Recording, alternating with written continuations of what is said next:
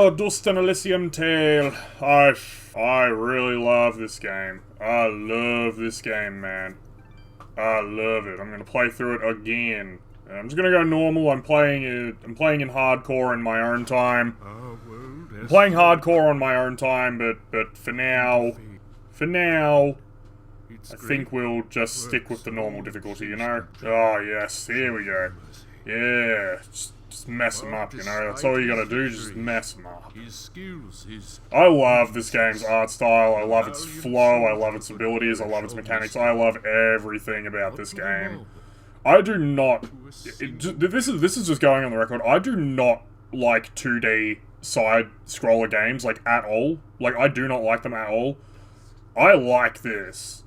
This is like one of the only 2D games I actually like. You know, just look at how nice this game looks. Look how nice this game looks, you know. Oh, she do look good. She looks so good. Also, Fidget. Fidget might be one of my favorite characters in a game. Well, what are you waiting for? Smash it open. Like, her solution for literally everything is just smash it. She's simple-minded. She's got a simple mind. She knows, she knows. Bambi live-action remake confirmed. This is the best combo in the whole goddamn game. See what she does there? Yep, does no damage. That was, very pretty. Like, she even gets mocked for it, but that in conjunction with the storm move that I just upgraded. This, oh, it's so good. I do have to keep an eye on myself when I'm using these moves, though, because if I turn red and don't stop using it, I will damage myself. And I am not gonna lie, there has been one occasion in my hardcore playthrough of this where I did not pay attention and I ended up getting myself killed because I had the smallest slither of health left, and because I didn't watch, like, what I was doing, I ended up accidentally killing myself because I went red. Oh, I love when you hit them so much they just fly up into the air. Then you get to watch their bodies just plummet back down to the earth. This game's so awesome. I feel like way more people need to play this game. I feel like not enough people have. I think this was, like, an Xbox game or something. Like, Microsoft helped make this or something. This game is also deceptively hard. Like, this game gets hard quick. Anyone that's watched this channel for like, a while, if anyone has, you know I like to beat games in weirdest ways possible. Like, I always give myself weird, like, challenges or quotas or just something that I have to do. I'm gonna see how long I can go without actually expending a single, like, skill point in this game. Because I want to know, like, honestly, how far I can get through it without doing this.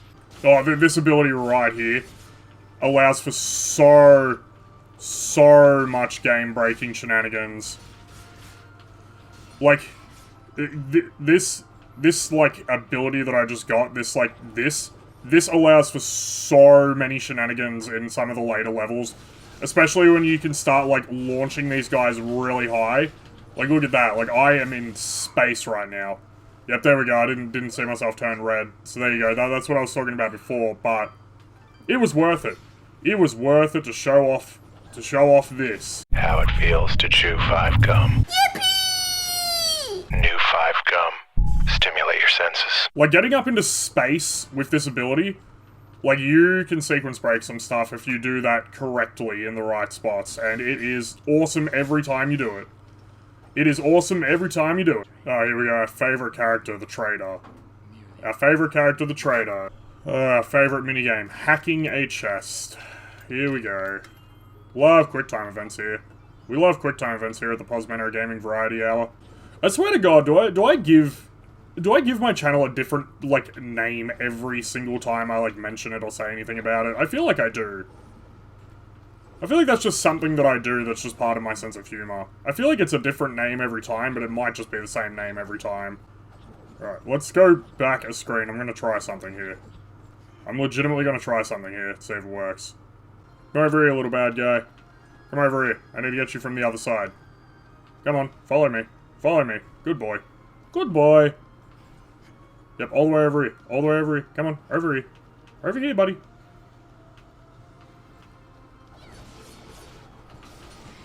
There we go.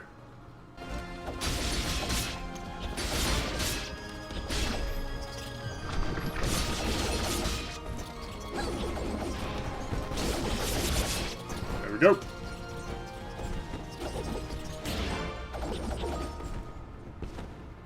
Ah, damn it, I can't get another one up here yet.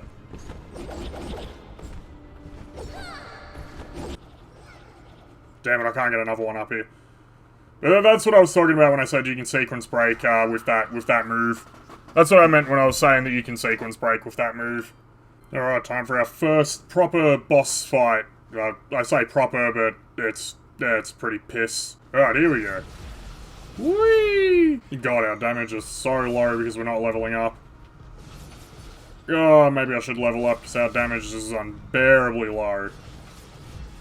Our health, too, like, we take one hit from this guy, we're at literally 1 HP.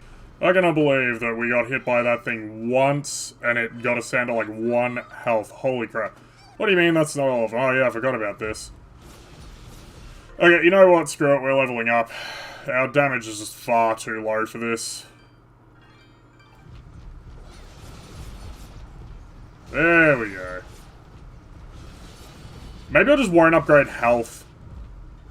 Maybe I'll just go upgrade everything except for health. Maybe that'll be my restriction that I give myself. Because otherwise, this is gonna be a very, very long, very painful playthrough of this game. Ah, new area unlocked. Time for more shenanigans. Time for shenanigans. Yes. Okay, yeah, we're just upgrading fidget and damage, I reckon, because... Holy crap, I could not do this whole game just doing 1 damage apiece. I would have been here for a year. I'd still be back at that first boss fight. Yeah, you. Yes, you do. You're loud. You do. You're quite loud, Fidget, but it's okay, because we like you anyway. You're a very cute character. You're a very cute little character.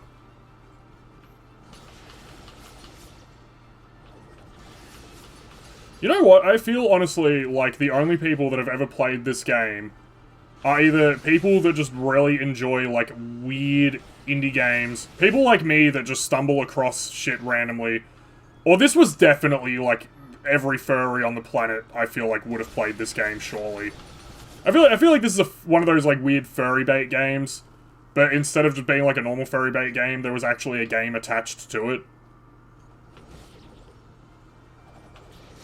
Like, people have really gotten a lot less, creative with what they're trying to do nowadays, I feel.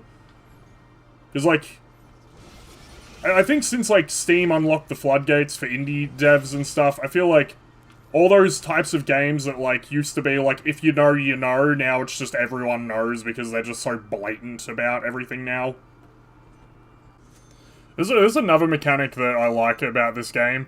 Is that in order to, like, have stuff sold in the shop, you first need to sell it to the vendor. So, like, all these things that now have a checkbox next to them mean that if I go back to buy mode, now I can actually just buy them from him. Like, he'll actually stock these materials in the future.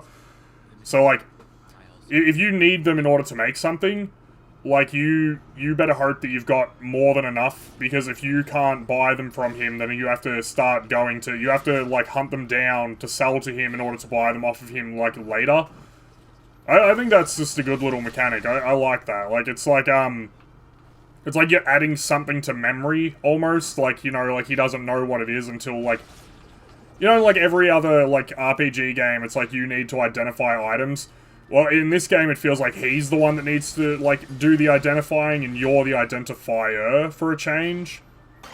Never looked at it that way. Damn right she's an interesting character. She's a fucking weird character. I feel like she also started the trope of, like, that really weird, awkward archetype character sidekick thing that we get so much of nowadays. I feel like this game was popular amongst other, like, indie devs more than it was. I feel like a lot of other indie developers played this game and know about this game, but I feel like the general public doesn't know about this game outside of a certain few communities. I don't know. I can't even remember how I first, like, learnt about this game, but I feel like something, like, made me want to play it. I think I saw it on Steam, and then I looked up a video, and I only found, like, one video of anyone, like, on YouTube at the time. This would have been, like, years and years ago. Like, at the time, there was only, like, one video from one person that had ever, like, made content on this, I feel like. I don't know, YouTube was a lot, like, weirder back when it was new. Like, not everything was, like, easy to do. Like, James Rolfe being a very good, like, example of this is, like, not everyone... Like, now everyone has the capacity to record gameplay, record video, like, do all that shit. Whereas back in, like, the early days of YouTube, that was, like, the meta for a while was pointing a camera at a screen and just recording your, like, TV directly with a video camera, because, like, recording software and hardware was not as big of a thing, unless you knew, like, how to hook up your cables into a VCR and then transfer the VHS tape to another medium that could be uploaded. But that still required another piece of hardware to plug in to act as a waypoint. Yeah, like, and the hardware wasn't as common, it wasn't as well known, it wasn't as easy to get your hands on, and it was a lot more expensive. Like, my first ever, piece of recording hardware, not software, costed me, I think, close to $500, because back then, it was considered, like, the best, most high-end, like, and it was expensive, like, even, and, like, the cheaper, there were, like, definitely a lot cheaper options and alternatives, but they were not very good, not very stable, and they had limited amount of, like, recording capabilities, whereas the one that I bought was very expensive. It could record basically infinite, like, footage, pretty much. Like, you could just, as long as you had, like, the hard drive space for it, you could record type dealio, but yeah, these are problems that anyone growing up now that wants to, like, get into content creation just really does not have to worry about anymore. Which, it's good that it's become more accessible to a lot more people, but at the same time it has also, like, opened up, like, a whole new world of weirdos on the internet, I feel like. So I hate when people are like, oh, I'm antisocial, I just don't, like people, and it's like, there's a difference between being antisocial and just being a loser, and I feel like nowadays antisocial just means that you're just an awkward, like, loser who no one can put up with because you just have no social skills. Whereas to be, like, truly antisocial, you really do need to, like, just be someone that completely, like, cuts yourself away from society and doesn't want to, like, follow society and all that sort of stuff. There's varying levels and degrees to everything in this world. I love the water effects in this game. It's so simple, but it does look effective and good. It's just a simple, like, screen distortion effect. But, like, my god, does it work? Like, my god, it works. So much about this game just works. Like, a lot of creativity.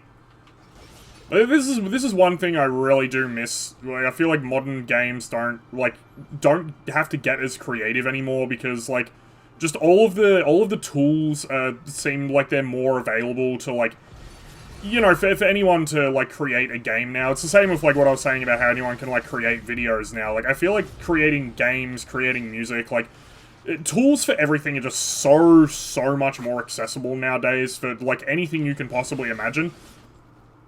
And, like, that's awesome. Like, I think it's great. Like, everyone being able to, like, express themselves and create things is awesome.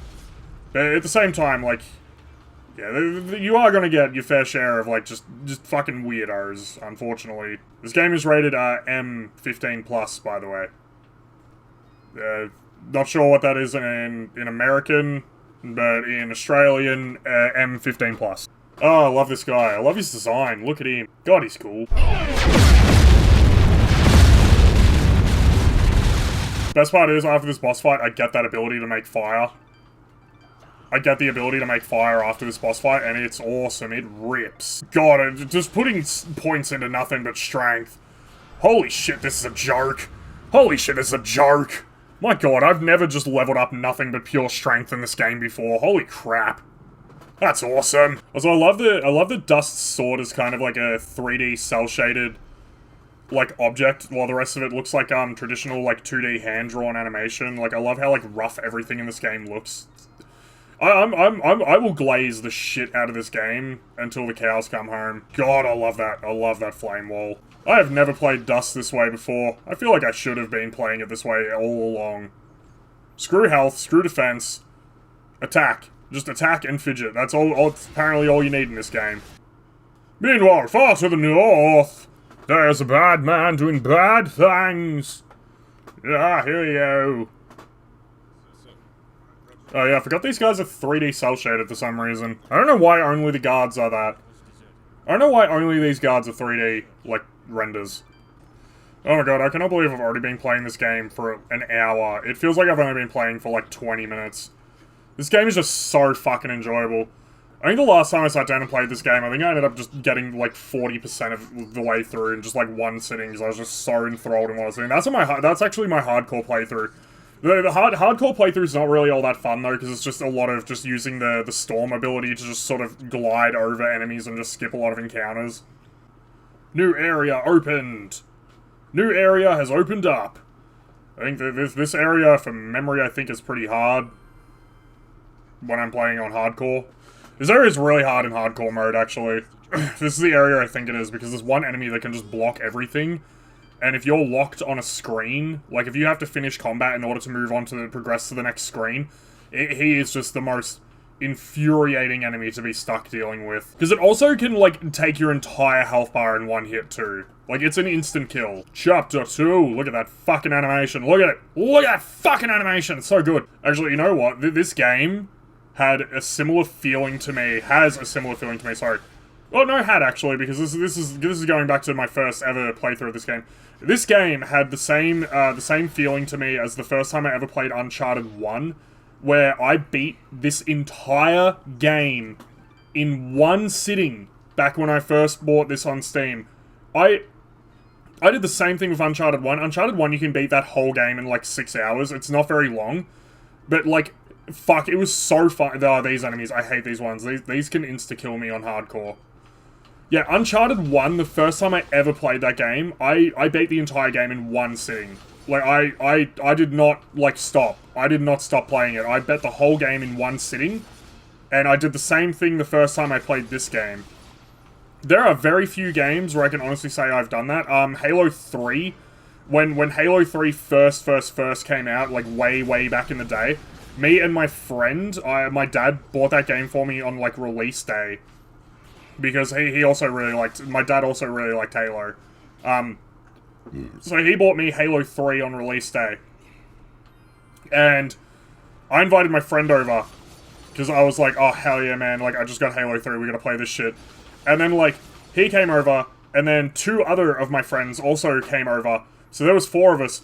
And I remember we spent the whole day, just the 4 of us, spent the whole day just swapping the controller back and forth and doing split-screen co-op on Legendary. And we beat that whole game in one day on Legendary, just swapping the controller between the 4 of us. Of course, I never had to give up the controller because it was my Xbox and it was my game. So, like, that was just, like, an unspoken rule. Was, like... That was just an unspoken rule back in the day. It was, like, if it's your Xbox, you don't have to trade out. But... That was totally a thing for all my group of friends. I remember going to one of my friends' houses, to play... it was some PS2 game that was multiplayer. I forget what it was called, but it was good fun. But, yeah, that was the same rule at his house. Like, me and all my other friends, we would, like, swap the controller out, but he got to stay on the whole time because it was his console. So, that was just a rule that we had when we were kids, and no one ever argued it. No one ever argued it, and no one ever made a stink about it, because it was like, yeah, whatever, it's your console, man. You can just, like, it's your console, your game. Like, just play it, like, the whole time. And it's awesome. And that was the rules. That was the rules back then. There was an etiquette. There was an etiquette to playing co-op games back in the day. I wish I could remember what that PS2 game... I never grew up with a PS2, actually. I didn't get a PS2 until, like, way later in life. The first PS2 I got, I paid for. Like, I bought that, like, out of, high school. Like, while I was in high school, I got my first PS2. And by that point, the PS4 was already out. No. The PS3 was out. The PS4 wasn't quite out yet, but it was about to be. I fucking hate this enemy. Alright, I am gonna leave this here. I'm gonna leave this playthrough here. Oh, wait, no, I'm way further in my hardcore playthrough. God damn. God damn, I'm way further. I thought I was down here still. Oh, crap. Anyway, I'm gonna leave this one here. This was great fun. I love this game so much, and if this is your first time seeing this game, if you've never played this game, if you've never tried this game, it's usually very cheap on Steam. I would highly recommend buy it. I think there's a demo for it, I'm not sure. Either way, more people need to play this game, because this is, like, actually just so fun. This is a good Castlevania-type, Metroidvania, whatever the fucking genre they call it is. This is a good, this is a good game. It's good fun.